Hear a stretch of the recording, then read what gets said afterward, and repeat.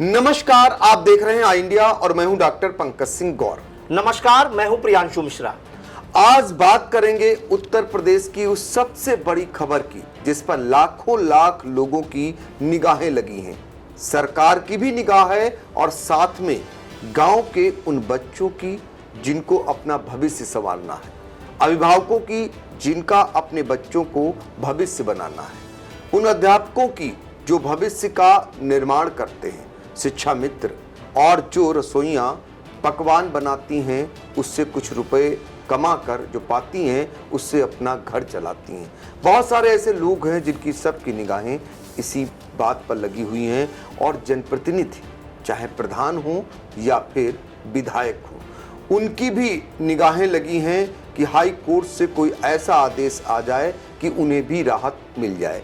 क्योंकि पिछले काफ़ी दिनों से आप देख रहे होंगे कि लाखों लाख लोग अब गुस्से में हैं और लोगों का गुस्सा सड़कों पर आ रहा है। जी हाँ, हम बात कर रहे हैं उत्तर प्रदेश की योगी सरकार के उस आदेश की जिसके तहत जो परिषदीय विद्यालय हैं उनको मर्जर करने का आदेश हुआ।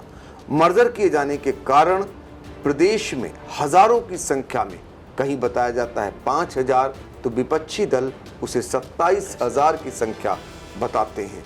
फिलहाल उनके बंद होने को लेकर के लोगों में गुस्सा है और साथ में गुस्सा इस बात को लेकर है कि जो बच्चे गांव के हैं वो अगर 3 किलोमीटर पढ़ने जाएंगे तो कैसे जाएंगे। ये तमाम सवाल जिसको लेकर अभी तक विरोध प्रदर्शन कर रहे थे, लेकिन सरकार के कानों पर जू जब नहीं रहेंगी तो लोगों ने हाई कोर्ट का दरवाज़ा खटखटाया। हाई कोर्ट का दरवाज़ा सीतापुर के ही बच्चों ने अभिभावकों के जरिए एक जनहित याचिका दायर की और उस पर अब सुनवाई चल रही है। जनहित याचिका दायर करने के तीसरे दिन जब सुनवाई हुई तो सबकी निगाहें लगी थी कि हाई कोर्ट की लखनऊ खंडपीठ से कोई न कोई आदेश बाहर आ जाएगा। तीसरे दिन जब कोई आदेश नहीं आया तो अब ये माना जा रहा है सोमवार या मंगलवार को कोई न कोई आदेश आ जाएगा।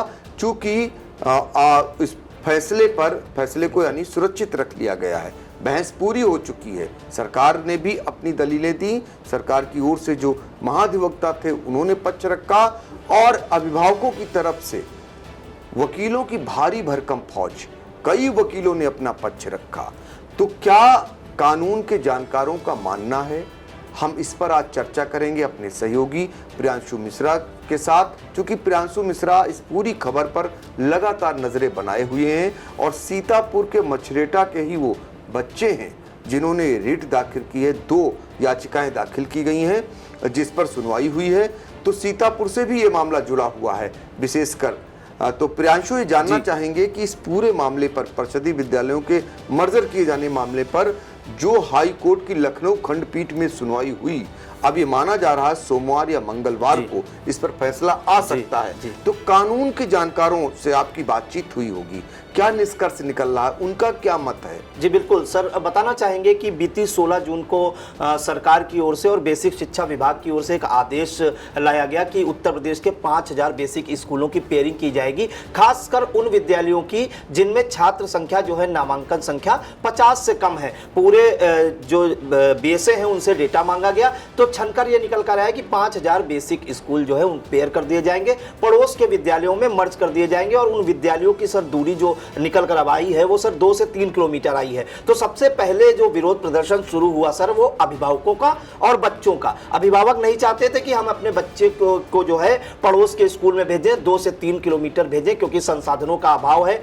छोटे छोटे बच्चे हैं, पड़ोस में गन्ने की खेती या खेत भी पड़ते हैं तो कोई भी अनहोनी घट सकती है। उसके बाद विरोध प्रदर्शन सर शुरू हुआ शिक्षक संगठनों का। शिक्षक संगठनों ने जो है इसे यहाँ तक कहा जो अनिवार्य बाल शिक्षा का अधिनियम है, बच्चों को 6 से 14 साल तक के बच्चों को जो निःशुल्क शिक्षा दी जाती है उसके नियमों का उल्लंघन कर रही है सरकार। और सरकार पर यह आरोप भी लगाया कि सरकार चाहती है कि जो प्रधानाध्यापक हैं उनका प्रमोशन ना करना पड़े। 20,000 ऐसे प्रधानाध्यापक के पद हैं वो समाप्त सरकार करना चाहती है। दूसरे, सरकार शिक्षकों की भर्ती नहीं करना चाहती है क्योंकि अगर विद्यालय मर्ज हो जाएंगे तो शिक्षकों की कमी सर कहीं ना कहीं जो है नहीं रह जाएगी इसमें। फिर बात आई रसोइयों की सर, कि रसोइयों के पद भी समाप्त हो जाएंगे अगर 5000 विद्यालय पेयर कर दिए गए और रसोइया वहां पर एक विद्यालय में 2000 हैं, 2 है रसोइया, तो 10,000 रसोइयों के पद भी चले जाएंगे, यानी कि उनकी नौकरी चले जाएंगी। यही हाल शिक्षा मित्रों का है। शिक्षा मित्रों को भी भय सताने लगा कि अगर सरकार ने विद्यालयों की पेयरिंग कर दी और यह आदेश पारित हो गया या पूरी तरह से लागू हो गया तो शिक्षा मित्रों की नौकरी पर भी संकट आ जाएगा। कुल मिलाकर ये मामला हाईकोर्ट में पहुंचा। सीतापुर के मछरेटा ब्लॉक के अलावा सर अन्य ब्लॉकों के बच्चे जो हैं अपने अभिभावकों के थ्रू हाईकोर्ट गए। 2 रिट सीतापुर से डाली गई हैं। एक writ sir Krishna Kumari through her natural guardian Shrimati Rita and 50 others, और दूसरी सर जो रिट डाली गई हाईकोर्ट में, लखनऊ हाईकोर्ट में, master Nitesh Kumar through his mother Shrimati Lalli Devi and another versus state of UP. इसमें सर 3 और 4 जुलाई को सुनवाई हुई। आपको बता दें इलाहाबाद हाईकोर्ट की लखनऊ खंडपीठ की कोर्ट संख्या 7 जस्टिस पंकज भाटिया जी की सर एकल पीठ में, जिसमें जो वरिष्ठ अधिवक्ता है बच्चों की ओर से उन्होंने अपना पक्ष रखा। एलपी मिश्रा, प्रफुल्ल तिवारी और रमेश कुमार द्विवेदी, उन्होंने ये पक्ष रखा जो याचिका में कहा गया कि प्राथमिक स्कूलों का विलय कानून समेत संवैधानिक प्राविधानों का उल्लंघन है। ऐसे में इस पर रोक लगाकर बच्चों के शिक्षा के अधिकार की हिफाजत करने का आग्रह किया गया है। याचिका में बेसिक शिक्षा विभाग द्वारा 16 जून को जारी उस आदेश को चुनौती देकर रद्द करने का आग्रह किया गया है और उसमें यह बताया गया है ये जो आदेश आया है ये बच्चों के हित के खिलाफ है और इस आदेश को रद्द किया जाए। जोरदारी के साथ उन्होंने पक्ष रखा। जो सर दूसरी रिट थी उसमें जो अधिवक्ता है गौरव मेहरोत्रा और उत्सव मिश्रा, उन्होंने भी यही बात दोहराई जिस बिना पे जो है एलपी मिश्रा जी ने जो अपनी दलीलें दी वही दलीलें इन्हें दी। 4 जुलाई को सर सरकार के जब अधिवक्ता हैं उन्होंने अपना पक्ष रखा। डबल एजी अनुज कुदेशिया, स्थायी अधिवक्ता शैलेंद्र कुमार सिंह और वरिष्ठ अधिवक्ता संदीप दीक्षित। तो सर उसमें सबसे ज्यादा मोटी माटी बात जो निकल कर आई, सरकार ने अपना पक्ष रखा। उन्होंने कहा है जिन विद्यालयों को पेयर किया जा रहा है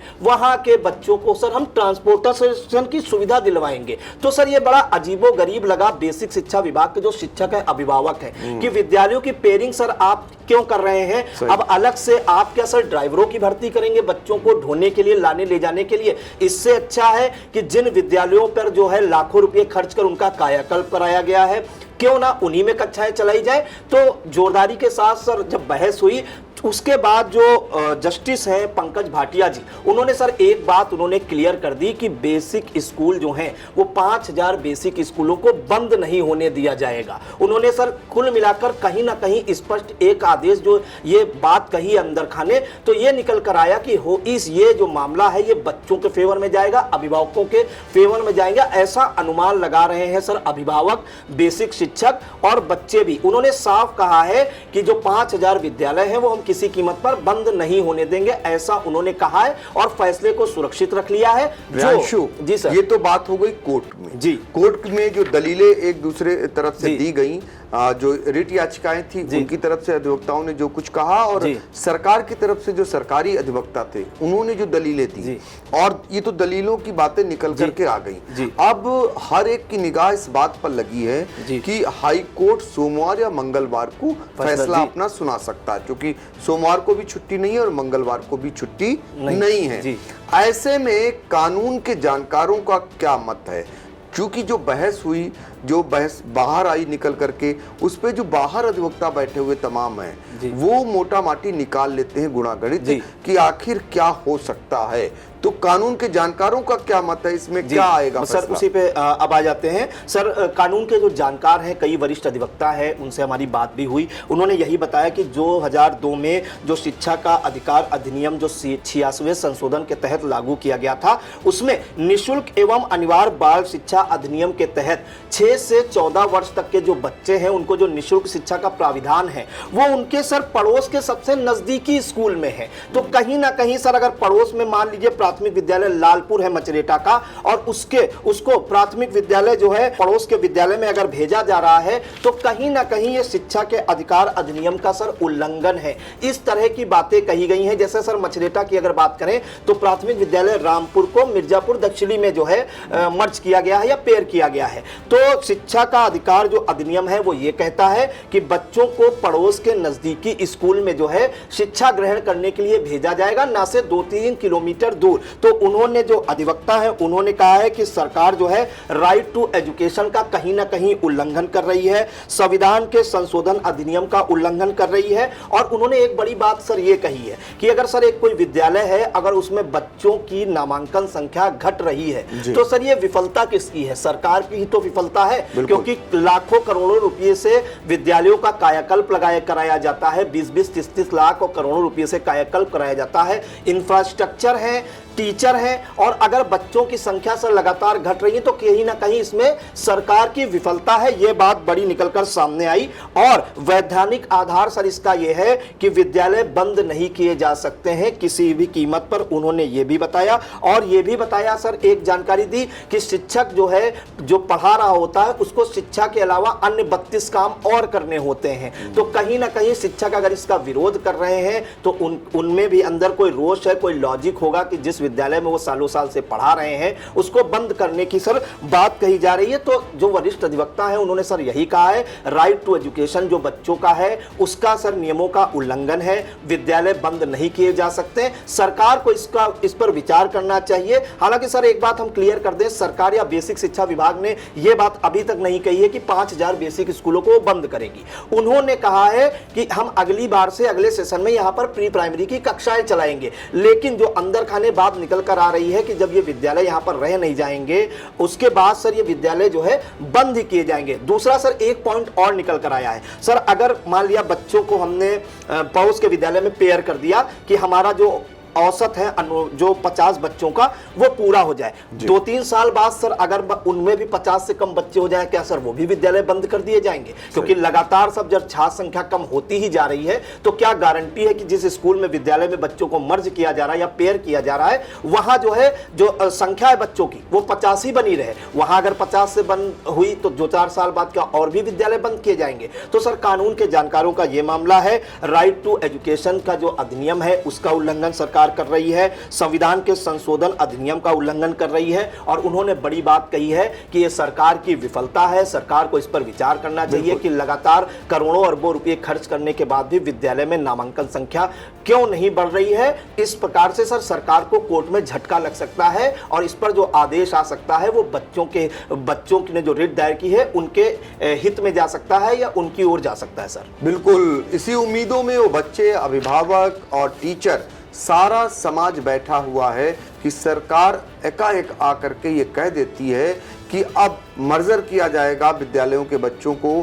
तो ऐसे में अपने आप में सवाल उठने शुरू हो जाते हैं, अपने अधिकारों के तहत कोर्ट का दरवाजा खटखटाना पड़ता है। आप सोचिए जरा, जब प्राइवेट स्कूलों का सत्र शुरू हो गया हो, वहां परीक्षाएं चल रही हों और सरकारी स्कूलों में इस तरीके का माहौल हो तो देश का भविष्य कहां जाएगा। शिक्षा की बड़ी बड़ी बातें कही जाती हैं, पढ़े बेटियां बढ़े बेटियां, ये नारा दिया जाता है। अब सोचिए जरा कि जंगली जानवरों का जब आतंक बढ़ा हो, कहीं बाघ आ रहा हो, कहीं तेंदुआ आ रहा हो, तो कहीं भेड़िया आ रहा हो, तो कहीं पर आवारा कुत्तों का आतंक हो, 3 किलोमीटर कोई अपने कलेजे के टुकड़े को पैदल स्कूल कैसे भेजेगा? ये बड़े सवाल हैं और कानून के जानकार ये मान रहे हैं कि अभिभावकों और बच्चों के हित में फैसला आएगा। सबकी निगाहें लगी हुई हैं, आई इंडिया की भी नजर रहेगी। सोमवार या मंगलवार को हाई कोर्ट से जैसे ही इस मामले में कोई अपडेट आती है,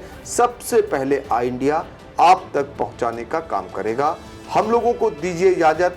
और किसी जानकारी के लिए आपको लगता है कि आप चाहते हैं तो आई इंडिया के जहां पर हम कमेंट करते हैं वहीं पर जाकर के आप कमेंट कर हमसे जानकारी जुटा सकते हैं। धन्यवाद।